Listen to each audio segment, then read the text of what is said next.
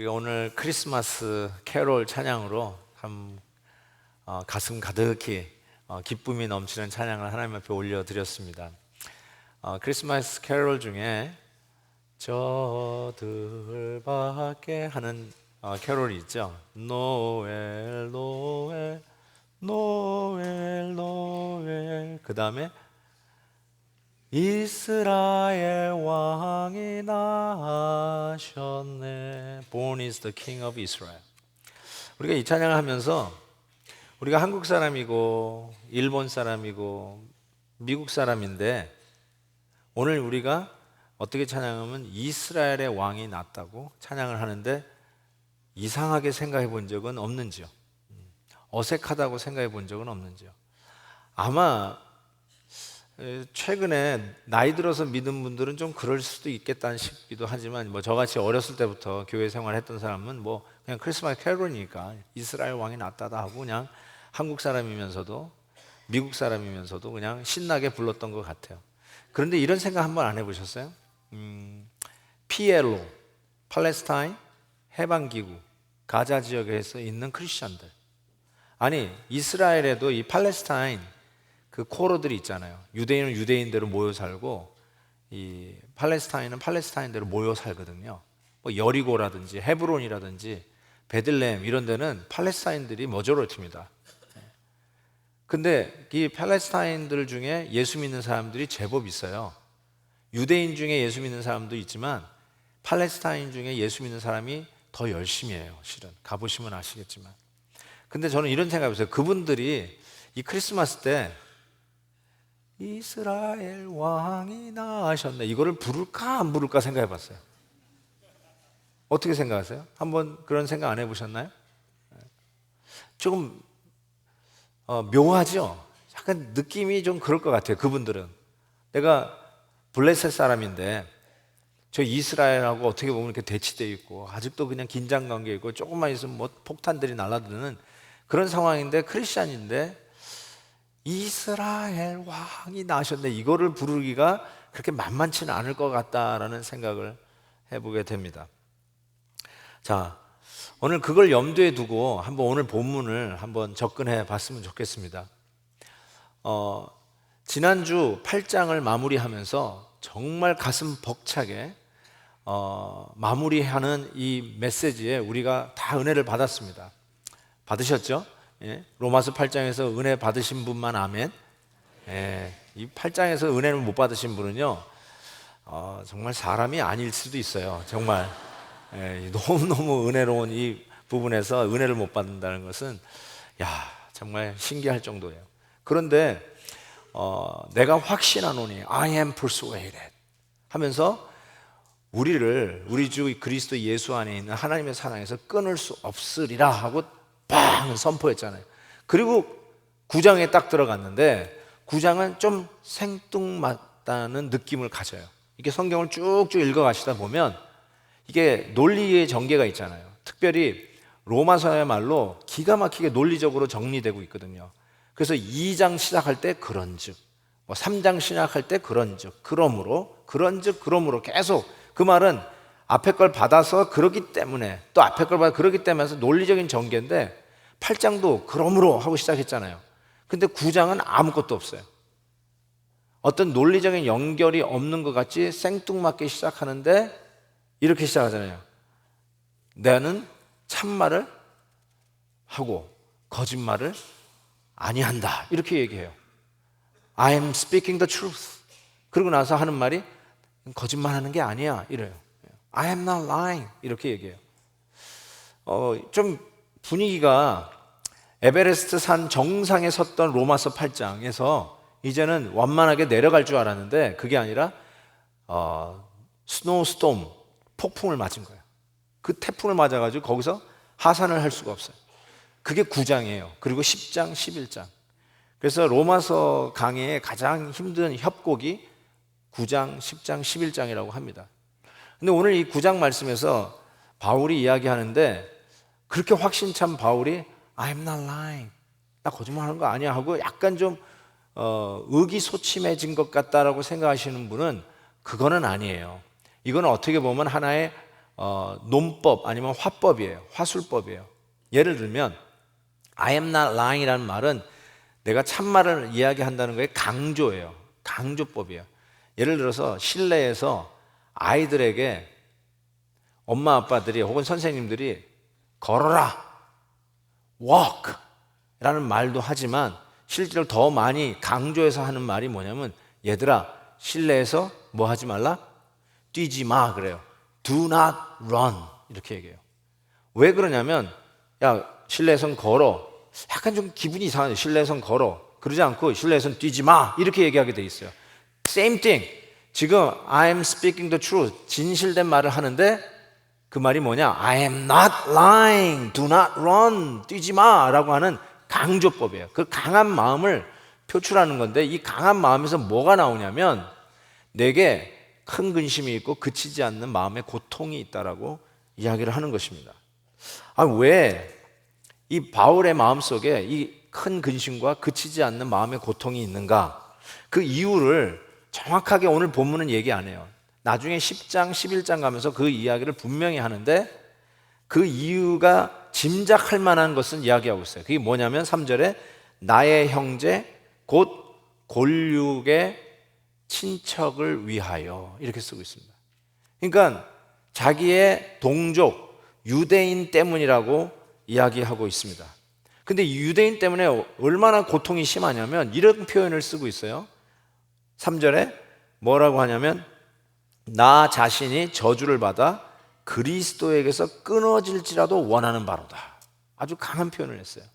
다시요. 8장 마지막에는 우리 주 그리스도 예수의 안에 있는 하나님의 사랑에서 끊을 수 없다라고 했는데 오늘 이 본문은 뭐냐면 내 자신을 저주를 받아 그리스도에게서 끊어질지라도 원하는 바다. I wanted it. I wanted it. 아니 끊을 수 없는데 지금은 끊어져도 I wanted it. 이렇게 얘기하고 있어요. 도대체 뭘 때문에 자기의 동족, 골육 친척이라고 얘기하는 이 유대인들 때문에 내가 하나님의 사랑에서 끊어져도 좋다. 아니, 나 원한다. 라는 이런 표현을 하고 있을까요? 이미 끊어질 수 없어요. 이거는 신학적으로, 신앙적으로 우리의 믿음상 불가능해요. 그럴 수가 없는데 지금 바울이 갑자기 난 끊어지기를 원한다. 자기 동족 때문에 라는 이런 표현을 썼단 말이에요. 자, 이 유대인에 대한 자기 동족에 대한 표현을 실은 로마서에서 1장부터 하고 있었다는 사실입니다.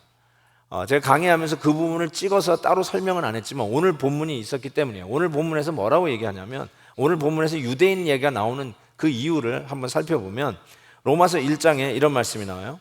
내가 복음을 부끄러워하지 않으니 이 복음은 모든 믿는 자에게 구원을 주시는 하나님의 능력이 됩니다. 복음 앞에서는 평등하단 말이에요. 그런데 먼저는 유대인에게요. 그리고 헬라인에게로다. 복음 안에서는 모든 사람이 평등해요. 인종, 종족, 언어, 문화, 차별이 없어요. 복음 앞에서는 모든 자가 평등해요. 그런데 유대인이 먼저다. 이렇게 표현했어요. 로마서 2장에는 선을 행하는 각 사람에게 영광과 존귀와 평강이 있으리니 먼저는 유대인에게요. 그리고 헬라인에게 또 나와요. 하나 더 얘기할게요. 로마서 2장 9절에 보면 악을 행하는 각 사람의 영에는 환난과 공고가 있으리니 먼저는 유대인에게요. 그리고 헬라인에게로다. 자, 여러분 이 먼저라는 말을 이 유대인에게 썼다는 이 의미, 왜 이런 약간 좀 유대인에게 무슨 특별한 게 있나? 왜 유대인을 특별 대우하지? 이런 생각을 가지실 수 있으셨을 거예요. 그리고 또 여기서도 오늘 본문에서도 유대인을 향해서 이 마음에 끊이지 않는 고통이 있다라고 얘기하는 것이죠. 바울은요 스스로로 나는 이방인을 위한 사도라고 얘기했어요. 베드로는 유대인을 위한 사도라고 가정한다면 자기는 하나님이 이방을 위해서, 이방 사람들을 위해서 구별해 놓은 사도라고 이야기를 했어요. 그 말은 뭐 유대인이 아니면 혹은 이방인이 아니면 난 복음 안 전해, 그런 뜻은 아니지만 메인 job description이 그렇다는 거예요. 그런데 이방인의 사도라고 불림을 받는 이 바울이 왜 자기의 동족 유대인 때문에 큰 근심과 끊이지 않는 마음의 고통을 갖고 있냐는 거예요. 그리고 왜 이 로마서에서는 마치 유대인의 특권을 얘기하는 것 같은 먼저는 유대인이요 그리고 헬라인이다. 먼저 유대인, 왜 이 말을 하고 있냐는 것이죠.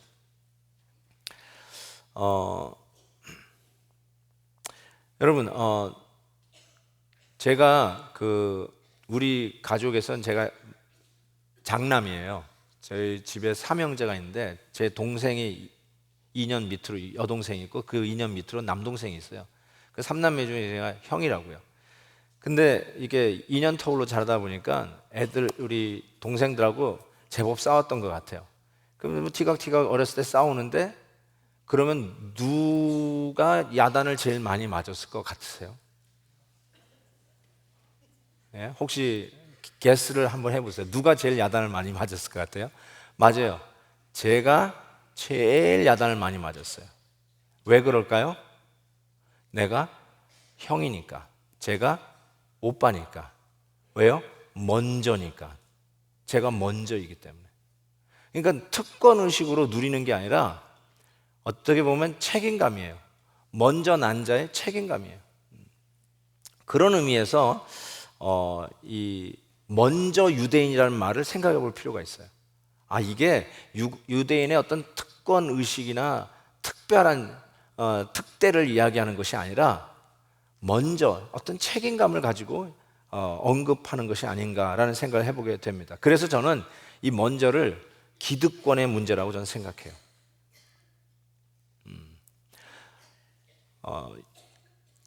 당시 예루살렘 초대교회에도요 문제가 있었습니다. 많은 분들이 초대교회로 돌아가자 그러면은 뭐 아무 문제 없었던 행복한 교회로 돌아가자라는 착각을 하는데 그렇지 않습니다. 초대교회도 엄청 문제가 많았습니다. 한 번에 그냥 5천 명씩 교인들이 늘어가는 그래서 주차장 문제부터 시작해서 엄청난 문제가 있었고, 특별히 7지사를 세우는 배경이 뭐냐면 교회 안에 유대파와 헬라파가 갈라져 있었어요. 그래서 왜 우리 쪽 과부를 왜 구제하는데 이렇게 등한히 하느냐, 이런 분란이 교회 안에 있었어요. 그래서 그 공개하고 구제하는 일을 위해서 7집사를 세우는 배경이 됩니다. 그 가운데 스데반 집사가 있었고요. 그런데 여러분, 지금 이 로마서는 이미 먼 로마에 있는 교회이고 바울이 개척한 교회는 또 더더군다나 아닙니다. 그 로마에 있는 교회에다가 편지를 쓰면서 먼저 유대인, 그 다음에 헬라인. 오늘 본문에서도 그런데 그 유대인 때문에 내가 마음에 큰 근심과 끊이지 않는 고통이 있다라고 얘기했어요. 뭘 의미하냐면 교회 안에 유대인과 헬라인의 긴장이 틀림없이 있었다는 것이에요. 문제가 있었다는 거예요. 그 안에 파가 있었다는 것을 충분히 짐작할 수 있어요. 유대인들은 특히 음식법이 까다로워요. 지금도 음식법을 지켜요. 그게 바로 코셔법이에요. 아시죠? 제가 그 이스라엘에서 한 6주간을 머물었던 그때 피자가 너무 먹고 싶은 거예요. 특별히 페퍼로니 피자를 먹고 싶은 거예요. 그런데 유태인 코어에서는 절대로 페퍼로니 피자를 먹을 수가 없어요. 첫째로 페퍼로니 자체가 돼지고기이기도 하지만 그 치즈, 우유로 만든 그 치즈 위에 다른 걸 섞어서 먹을 수가 없어요. 그래서 맛있는 피자를 먹으려면은 팔레스타인 코어로 가야 먹을 수가 있어요. 그러니까 지금도 그렇게 느껴요. 이 음식법이 얼마나 까다로운지 몰라요. 여기서도 코셔법에 따라서 유대인 식당들이 많이 열지 않습니까? 그러니까 지금 로마에 있지만 유대인들은 그 음식법을 따지는 거예요. 어떻게 그런 돼지고기를 먹을 수 있느냐부터 시작해가지고 서로가 그 안에 알 수 없는 알력들이 있는 거죠. 그것뿐입니까? 이런 절기를 지키는 것부터 시작해서 유대인의 그 옛날 전통대로 따라가려고 하는 그런 유대인, 크리스찬이 되었음에도 불구하고 그런 유대인 크리스찬이 있는가 반면에 굉장히 좀 자유로운 헬라, 즉 그 당시는 헬라 문명이잖아요. 로마 제국 자체가 헬라 문명입니다. 그 사람들이 좀 더 자유분방하게 좀 예수를 믿는 그런 분위기도 교회 안에 있었다는 것입니다. 자, 그런 알 수 없는 그런 긴장과 알력이 있었을 것을 전제로 하고 그 문제에 대해서 바울이 이야기를 하는데 이렇게 얘기하는 거예요. 먼저 유대인. 저희 교회는 어떤 인종 차별은 없어요. 그렇죠? 비록 우리가 미국에 있는 디아스포라 교회이지만 우리는 주로 한인들이 많이 모입니다. 우리는 뭐 시무 장로님이 일본 분, 다무라 고조 장로님 계시고, 안수 집사님, 우리 고바야시 집사님도 계시고, 우리 밀러 집사님도 계시고, 그러니까 굉장히 잘 어울리는 교회라고 할 수 있어요. 뭐 인종적인 가지고 뭐 긴장 관계나 알력이 있는 것은 없습니다. 그럼에도 불구하고 우리 교회에도, 아니 이 땅에 있는 어떤 교회에도 이 유대인과 헬라인의 긴장 관계 혹은 알력이라고 이야기할 만한 것들이 없을까요? 어쩌면 우리 가운데도 굉장히 보수적인 배경을 가지고 신앙생활 하다가 여기 오신 분도 계세요. 예를 들면 주일날 쇼핑을 안 해요. 주일날 돈을 안 쓰는 게 굉장히 익숙해요. 아니 돈 쓰는 사람이면 지옥 갈 사람으로 생각하는 사람도 있어요. 제가 그렇게 트레인 받았어요. 어렸을 때 실은. 그게 주일 성수라고 배웠기 때문에 그래요. 근데 또 한편으로 이 헬라파 이 크리스천들은 주일날 쇼핑하고 밥 먹으러 다니는 거 전혀 문제 없어요. 그렇죠? 근데 이 사이에 괜히 그런 걸로 알력이 있느냐 하는 것이죠. 그것뿐 아니라 혹시 우리에게는 세대 차이는 없나요? 우리 사이에 예배의 문화는 혹은 차이가 없는지요? 저는 우리 가운데 예배 문화의 차이가 있다고 생각해요. 특별히 음악, 찬양곡 이런 것들도 굉장히 민감한 이슈 중에 하나라고 생각해요. 오늘은 아마 큰 부담이 없었을 거예요. 크리스마스 캐롤이니까 다 아는 곡인데 때로는 앞에서 찬양 얼라이브 팀이 찬양을 할 때 하나도 몰라. 도대체 무슨 곡을 하는지 모르겠어. 그래서 답답해하는 분도 있어서 가지고 찬송가를 좀 많이 부릅시다. 힘을 좀 부릅시다. 이렇게 하시는 분도 많으라고 생각해요. 그래서 힘을 부르면 찬송가를 부르면 확 은혜가 되고. 근데 어떤 분은 좀 CCM을 불러야 또 마음이 좀 확 풀리는 분도 있어요. 찬송가 부르면 참 힘들어요. 세대 차이가 예배 안에도 있다니까요. 문화가 완전히 달라요. 저는요, 지금 이게 3부 예배죠. 맞나요? 지금 헷갈리는데 3부 예배죠. 하도 예배를 많이 드리다 보니까. 맞아요. 1부, 2부, 3부가 좀 다른 데서 온 사람들 같아요. 왜냐하면 1부 때는 막 웃었어요. 틀림없어. 그러면 내 설교 여기서 웃는다 이렇게 적어놔요. 근데 2부, 3부 때는 안 웃어. 그러니까 뭔가 코드가 안 맞아. 여러분 우리 얼라이브 찬양팀도요 2부 때 곡 선정하고 3부 때 곡 선정이 달라요. 2부 때가 좀 더 보수적이고 3부는 좀 더 리버럴하기 때문에 좀 더 발랄하고 영어 노래도 3부 때는 더 많이 불러요. 문화가 좀 다른 것 같아요. 확실하게. 여러분 가정 예배 드릴 때 어떻게 무슨 찬송 부르세요? 빈들의 마른 불같이 이거 부르세요? 아이들하고 같이? 복의 근원 이거 부르세요? 네. 여러분 아이들하고 가정 예배를 드려도 벌써 음악 곡 선정에 문제가 생기기 시작해요. 그러면 어떻게 해야 돼요, 여러분? 자, 가정 예배를 한번 생각해보고 가정 예배를 드리는데 찬송가를 부르고 싶은데 뭘 여러분이 어떻게 하셔야 될 것 같아요? 이게 바울이 오늘 이야기하는 먼저의 원칙이에요. 먼저 유대인이 미리 믿는 유대인이 하나님을 먼저 아는 유대인이 믿는 경력이 오래된 유대인이 먼저예요. 먼저 믿은 사람이 먼저 오픈을 하는 거예요. 오래 교회를 섬긴 분들이 양보하는 거예요. 오래되신 우리 교회 40년 됐어요. 40년 된 분들이 새로 오시는 분들에게 마음의 문을 열고 같이 포용하는 거예요. 그게 교회가 하나 되는 원칙인 걸 가르쳐주고 있어요. 먼저 유대인은 니네들 먼저 밥도 먼저 먹고 먼저 들어가고 먼저 나오고 이런 특권을 얘기하는 게 아니라 내가 교회 오래 다녔으니까 내가 누리를 특권 얘기하는 게 아니라 먼저 유대인이에요. 오래 믿는 사람이 아니 신앙의 경력이 성숙한 사람이 먼저 양보하고 먼저 내려놓고 새로운 사람을 포용하고 안으라는 뜻이에요. 그런 의미에서 기득권의 이슈를 이야기하고 있어요.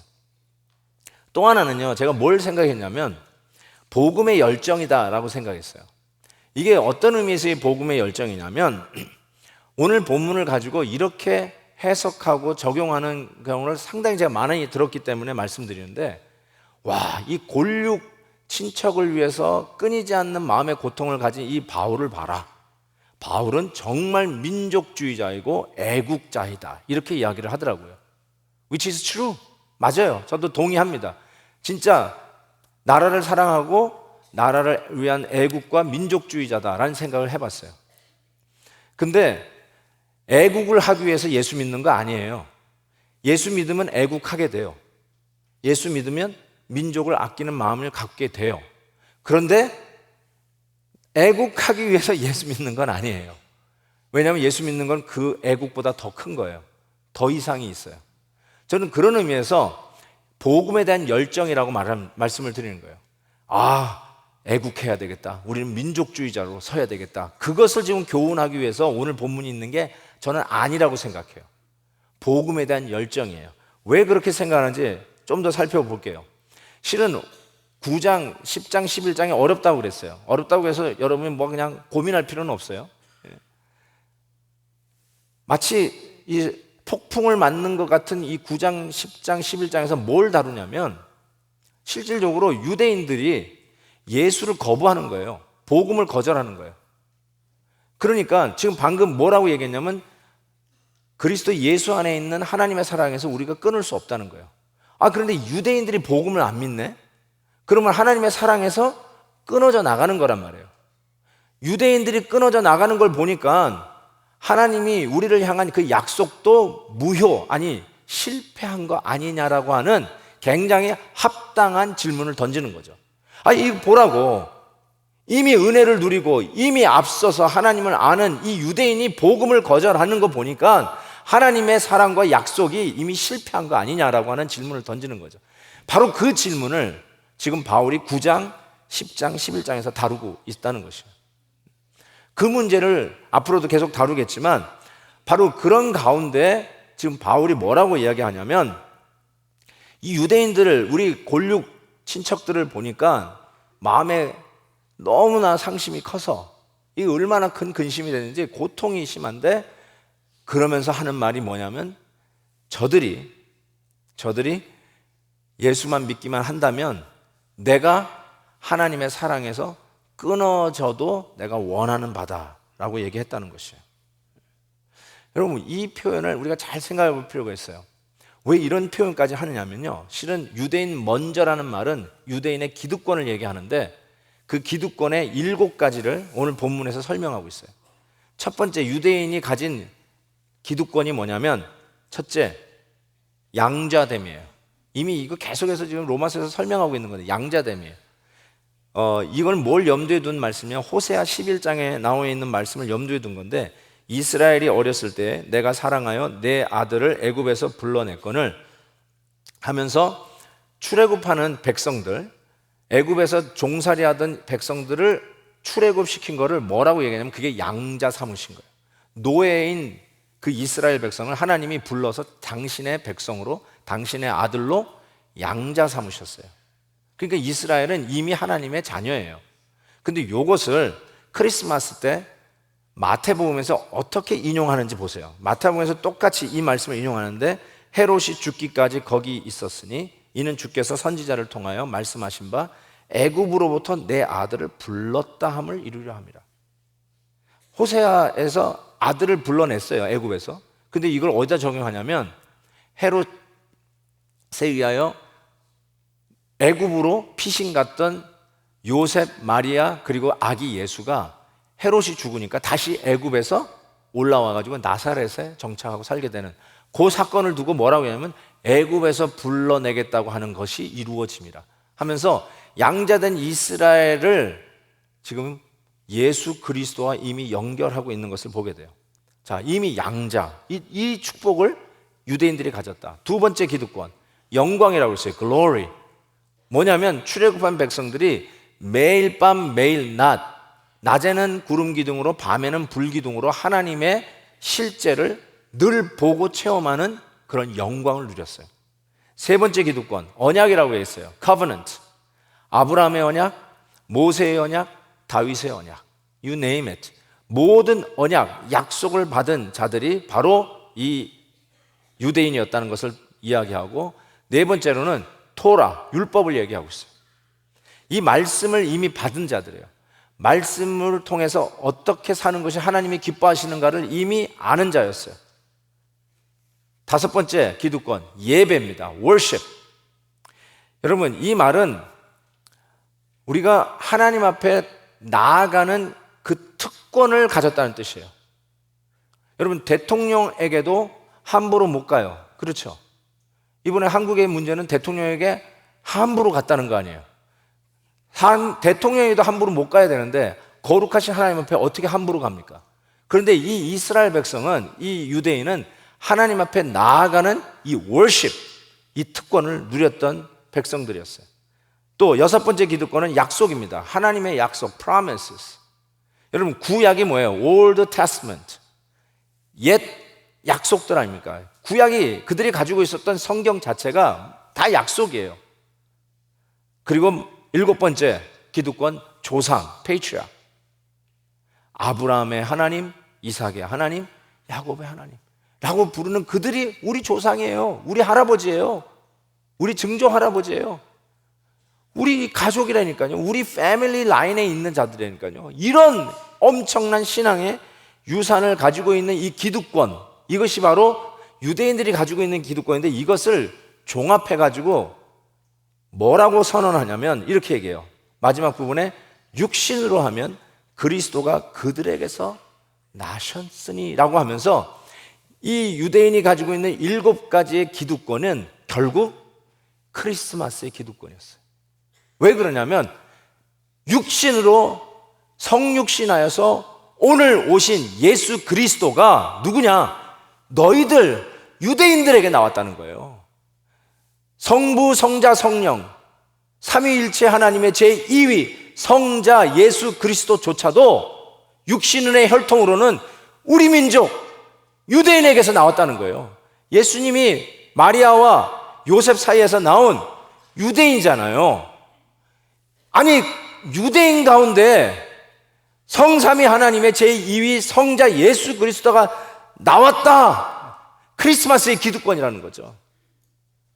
그런데 예수 그리스도를 믿지 않는 유대인들을 보니까 마음에 끊이지 않는 고통이 있다는 거예요.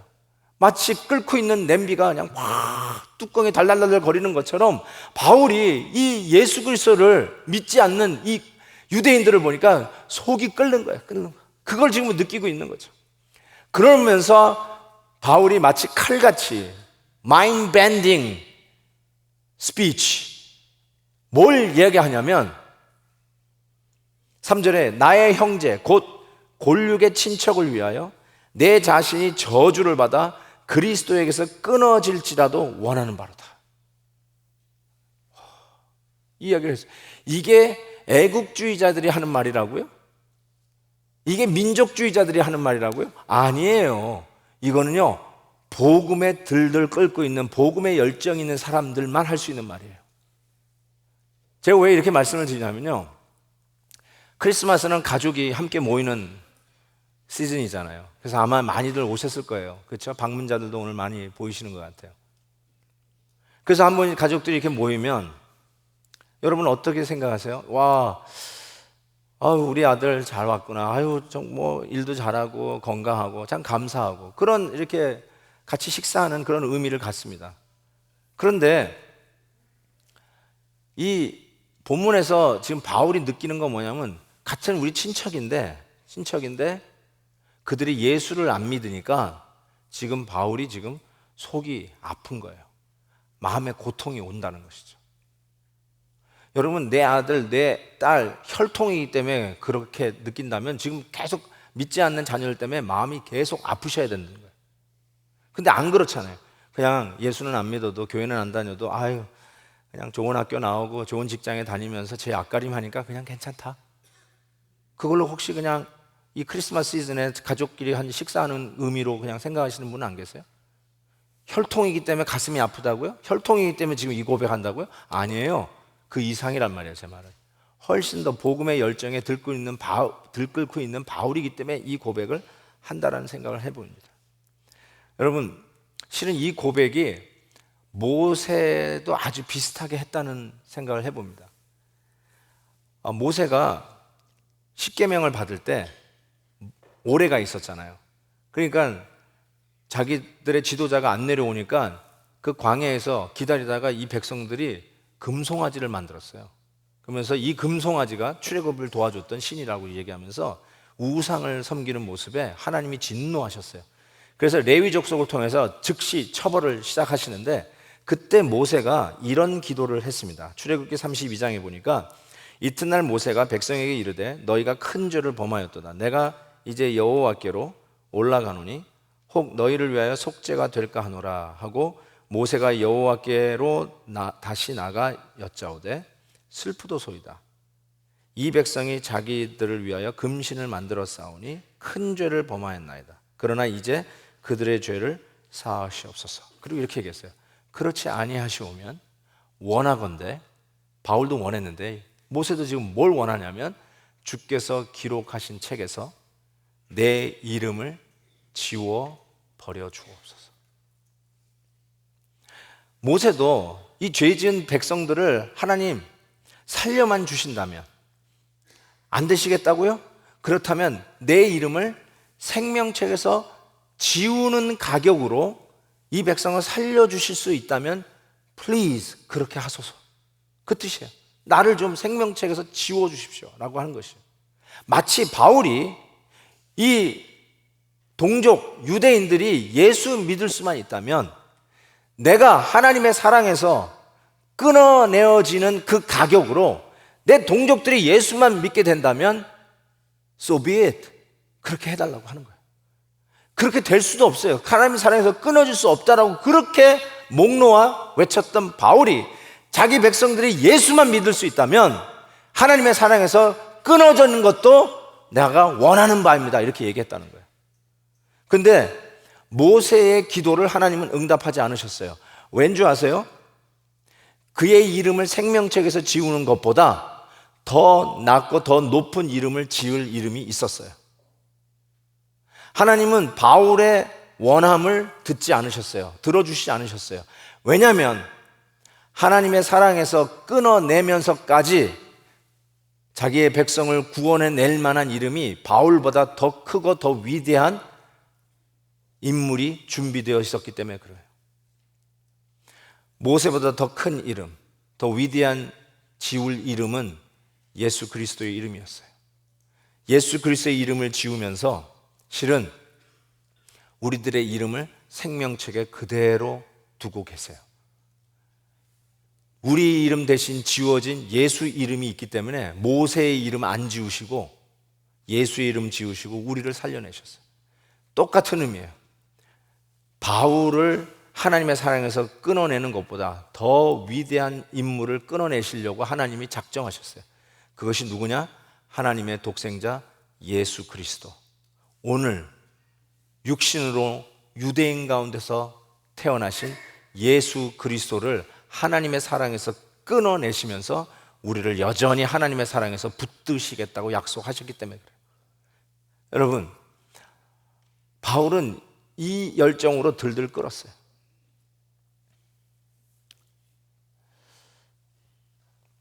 성 어거스틴이, 여러분은 알다시피 그 엠브로시스 그 비숍에 의해서, 설교에 의해서 감동을 받고 예수를 믿게 되었어요. 근데 여러분이 그 마니카 어머니의 기도를 아마 기억하실 거예요. 그 엠브로시스가, 그 어머니 마니카가 계속 우니까 왜 우냐고 이렇게 물어봤어요. 왜 우세요? 그랬더니 이 마니카가 이렇게 얘기했어요. 우리 아들 어거스틴이 아직 예수를 믿지 않습니다. 우리 아들 어거스틴이 아직 예수를 모릅니다 하고 울었어요. 여러분, 이 마니카 어머니의 눈물을 이해하시나요? 그냥 직장 잘 다니고 그냥 건강하고 별 문제 없으니까 예수 믿든 교회를 다니든 그냥 it's okay십니까? 아니면 이 마니카 엄마처럼 아직 믿지 않는 내 골육을 위해서 우는 기도가 있으십니까? 저는 이 크리스마스의 기득권, 오늘 이 말씀을 통해서 이 크리스마스의 의미를 다시 한번 새겨볼 수 있는 시간이라고 생각해요. 정말 크리스마스의 의미를 알 수 있는 자들이 우리 아닙니까? 우리야말로 이제는 기득권 가진 자 아니에요. 왜 크리스마스 추리가 있어야 되며, 왜 가족들이 모여서 같이 즐거운 식사를 하는 의미가 무엇이며, 오늘 이 세상에서는 해피 할리데이라는 말로 정말 이 크리스마스의 의미를 퇴색시키고 있는 이 시대에 우리가 왜 메리 크리스마스라고 해야 되는지 그 의미를 아는 자들이 우리 아닙니까? 우리는야말로 크리스마스의 기득권을 갖고 있는 자예요. 그런 의미에서 우리가 먼저 솔선수범하고 먼저 우리들의 권리 주장을 하는 것을 내려다 놓고 먼저 마음의 문을 열고 포용하되 먼저 예수 그리스도의 이름으로 복음 전하고 예수 그리스도의 이름으로 우리 골육 친척들에게 다가가는 것, 그것이 바로 오늘 우리가 잊지 말아야 할 크리스마스 기득권이에요. 특권이 아니라 섬김의 기득권, 의시되는 기득권이 아니라 먼저 나누는 기득권, 내 권리를 주장하는 기득권이 아니라 먼저 내 것을 내려놓고 포용하는 기득권. 이게 바로 이 크리스마스 시즌에 우리가 받아야 할 교훈이라고 생각합니다. 한번씩 기도해 봤으면 좋겠습니다. 오늘 이 시간에 우리의 골육 가운데 아직 예수 안 믿고 아직 교회를 다니지 않는 우리 식구들이 있으면 먼저 그들을 한번 위해서 기도했으면 좋겠습니다.